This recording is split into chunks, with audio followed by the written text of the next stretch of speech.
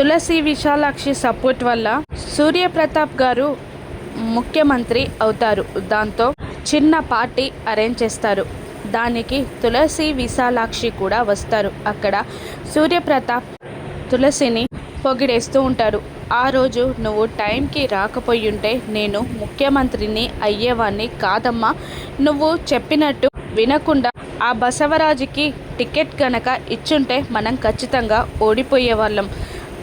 నువ్వు బసవరాజుకి టికెట్ ఇవ్వద్దని చెప్పావు కదా, అందుకే ఇవ్వలేదు. నేను ఈ రోజును ముఖ్యమంత్రి కావడానికి కారణం నువ్వేనమ్మా అని సూర్యప్రతాప్ పొగిడేస్తూ ఉంటాడు తులసిని. విశాలాక్షి కూడా సంబరపడిపోతూ ఉంటుంది. దూరం నుండి ఒక వ్యక్తి ఇదంతా వీడియో తీస్తూ ఉంటాడు. ఆ వీడియోని కనిష్కకి పంపగా కనిష్క ఆ వీడియో చూసి సంబరపడిపోతుంది.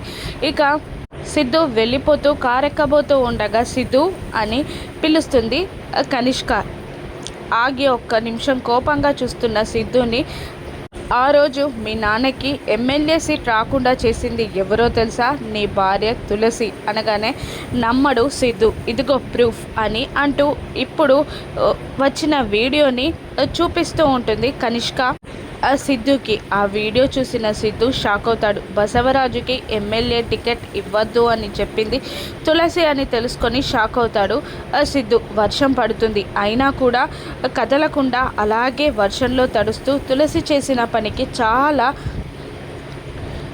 షాక్ అయిపోతాడు సిద్ధు. ఇప్పుడు తులసిని ఏదైనా అంటాడా? వీళ్ళ దాంపత్యంలో ఏమైనా గొడవలు రానున్నాయా? లేదంటే తులసి సిద్ధుకి నిజం చెప్తుందా? సిద్ధుని ఎలా కన్విన్స్ చేస్తుంది? తులసిని దూరంగా పెట్టనున్నాడా సిద్ధు? రాను ఎపిసోడ్స్లో చూద్దాం. Thank you for watching.